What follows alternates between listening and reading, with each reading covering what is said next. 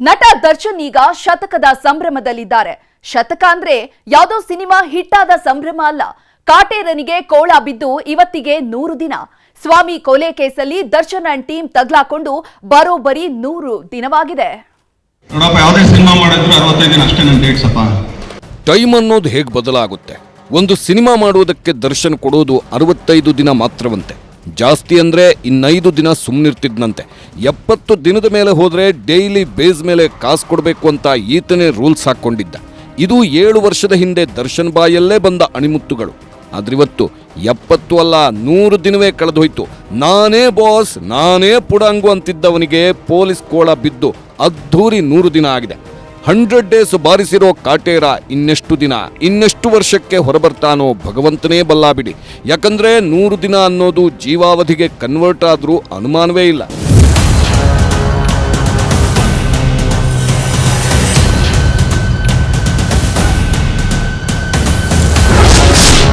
ಒಂದು ಕೊಲೆ, 17 ಮಂದಿ, blockbuster 100 days. June 11 Darshan ಪಾಲಿಗೆ ಕರಾಳ ದಿನ. ಬಹುಶಃ ಇಂಥದ್ದೊಂದು ದಿನ ಬರುತ್ತೆ ಅಂತ ಕನಸು ಮನಸ್ಸಲ್ಲೂ ಅಂದ್ಕೊಂಡಿದ್ನೋ ಇಲ್ವೋ ಗೊತ್ತಿಲ್ಲ. ಸಿನಿಮಾದಲ್ಲಿ ಹೆಣ ಉರುಳಿಸಿದಂತೆ ರಿಯಲ್ ಲೈಫ್ನಲ್ಲೂ ಹೆಣ ಉರುಳಿಸಿ ಆರಾಮಾಗಿರ್ಬೋದು ಅಂದ್ಕೊಂಡಿದ್ದ ಅನ್ಸುತ್ತೆ. ಕರ್ಮ ಅನ್ನೋದು ಎಲ್ಲಿವರೆಗೆ ಕಾಯುತ್ತೆ ಹೇಳಿ? ಪಾಪದ ಕೊಡ ತುಂಬಿದಾಗ ಮಂಡಿಯೂರಲೇಬೇಕು. ಪಾಪದ ಕರ್ಮಕ್ಕೆ ಬೆಲೆ ತೆರಲೇಬೇಕು. ಹೀಗಾಗಿಯೇ ಜೂನ್ 11ರಂದು ದರ್ಶನ್ ಕೈಗೆ ಪೊಲೀಸರು ಕೋಳ ತೊಡಿಸಿದ್ದು. ರೇಣುಕಾಸ್ವಾಮಿ ಕೊಲೆ ಕೇಸ್ನಲ್ಲಿ ಜಸ್ಟ್ 60 ಗಂಟೆಯಲ್ಲೇ ಇಡೀ ಗ್ಯಾಂಗ್ ಅನ್ನ ಹೆಡೆಮುರಿ ಕಟ್ಟಲಾಗಿತ್ತು. ಬೆಂಗಳೂರಲ್ಲಿ ಕೊಲೆ ಮಾಡಿ ಮೈಸೂರು ಸೇರಿದ್ದ ದಾಸನನ್ನ ಪೊಲೀಸರು ಎತ್ತಾಕೊಂಡು ಬಂದಿದ್ರು. ನಾನೇ ಪುಡಂಗು, ನನ್ನದೇ ಸಾಮ್ರಾಜ್ಯ ಅಂದ್ಕೊಂಡಿದ್ದವ ಖಾಕಿ ಕೈಗೆ ಸಿಕ್ಕು ಅದ್ಧೂರಿ 100 ದಿನಗಳೇ ಆಗೋಯ್ತು.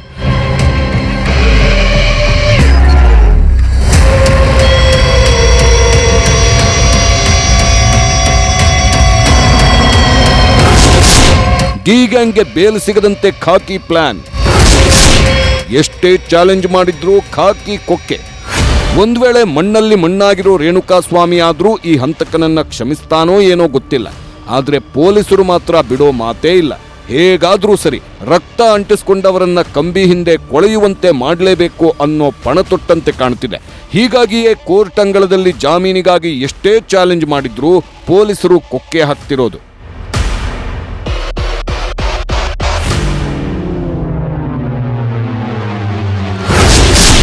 ಪೊಲೀಸರು ಕಲೆ ಹಾಕಿರೋ ಸಾಕ್ಷ್ಯಗಳ ಮೇಲೆ ದರ್ಶನ್ ಪರ ವಕೀಲರು ಚಾಲೆಂಜ್ ಮಾಡದಂತೆ ಖಾಕಿ ಪಡೆ ರಣತಂತ್ರವನ್ನೇ ರೂಪಿಸಿದೆ.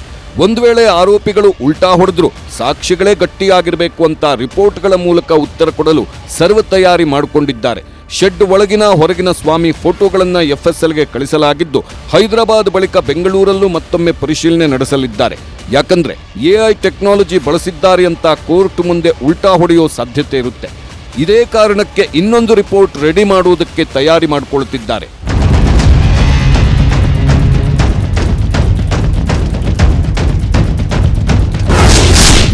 ಕಂಬಿ ಹಿಂದಿನ ಕಾಟೇರಗೆ ಟಿವಿ ಭಾಗ್ಯ. ದರ್ಶನ್ ಬಳ್ಳಾರಿ ಜೈಲು ಸೇರಿದ ದಿನದಿಂದಲೂ ಲೋಟ ತಟ್ಟೆ ಬಿಟ್ರೆ ಬೇರೇನೂ ಇರಲಿಲ್ಲ. ಬೇಜಾರಾದ್ರೆ ತಟ್ಟೆ ಬಾರಿಸ್ಕೊಂಡಿರ್ಬೇಕಿತ್ತು. ಹೀಗಾಗಿಯೇ ಟಿವಿ ಕೊಡಿ ಅಂತ ಕಳೆದೊಂದು ವಾರದಿಂದ ಪರಿಪರಿಯಾಗಿ ಬೇಡಿಕೊಳ್ಳುತ್ತಿದ್ದ. ಹೀಗಾಗಿಯೇ ಈಗ ದರ್ಶನ್ ಇರೋ ಸೆಲ್ಗೆ ಟಿವಿ ನೀಡಲಾಗಿದೆ. ಆದರೆ ದೂರದರ್ಶನ ಬಿಟ್ಟರೆ ಬೇರೆ ಯಾವುದೇ ಖಾಸಗಿ ಚಾನೆಲ್ ಬರಲ್ಲ. ಬೇಕಿದ್ರೆ ದೂರದರ್ಶನ ನೋಡಬೇಕು, ಇಲ್ಲ ಅಂದ್ರೆ ಟಿವಿ ಆಫ್ ಮಾಡಿಕೊಂಡು ಕಣ್ಣೀರು ಸುರಿಸಬೇಕು. ಟಿವಿ ನೋಡ್ಕೊಂಡಾದ್ರೂ ಆರಾಮಾಗಿರೋಣ ಅಂದ್ಕೊಂಡಿದ್ದ ಕಾಟೇರನ ಕೇಬಲ್ ಅನ್ನೇ ಕಟ್ ಮಾಡಿದ್ದಾರೆ. ಈ ಟಿವಿ ವಿಚಾರದಲ್ಲಿ ಉಳಿದೆಲ್ಲ ಮಾಧ್ಯಮಗಳಿಗಿಂತ ಕರಾರುವಕ್ ವರದಿ ಮಾಡಿದ್ದು ನಿಮ್ಮ ನ್ಯೂಸ್ 18 ಮಾತ್ರ.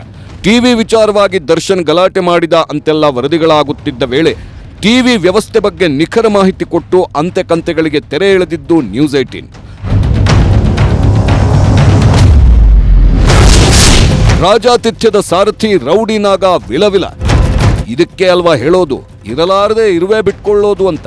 ಕೊಲೆ ಕೇಸ್ನಲ್ಲಿ ಜೈಲ್ನೊಳಗಿದ್ರೂ ಸಹ ರೌಡಿ ಶೀಟರ್ ನಾಗ ಆರಾಮಾಗಿದ್ದ. ಸೆರೆಮನಿಯನ್ನೇ ಅರಮನೆ ಮಾಡಿಕೊಂಡಿದ್ದ. ಆದ್ರೆ ಯಾವಾಗ ದರ್ಶನ್ಗೆ ಬಕೆಟ್ ಹಿಡಿಯೋಕ್ ಹೋದ್ನೋ ಇವನು ಮತ್ತು ಇವನ ಪಟಾಲಂ ಗ್ರಹಚಾರವೂ ಕೆಟ್ಟು ಕುಲುಗೆಟ್ಟು ಹೋಗಿದೆ. ಪರಪ್ಪನ ಅಗ್ರಹಾರದಿಂದ ಬೆಳಗಾವಿ ಜೈಲಿಗೆ ಶಿಫ್ಟ್ ಮಾಡಲು ಆದೇಶ ನೀಡಲಾಗಿದೆ.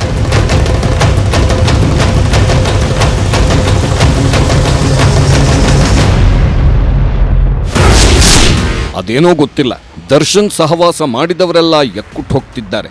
ಜೈಲಿನಲ್ಲಿದ್ದ ದರ್ಶನ್ಗೆ ರಾಜಾತಿಥ್ಯ ನೀಡಿದ್ದೇ ಈ ರೌಡಿ ಶೀಟರ್ ನಾಗ.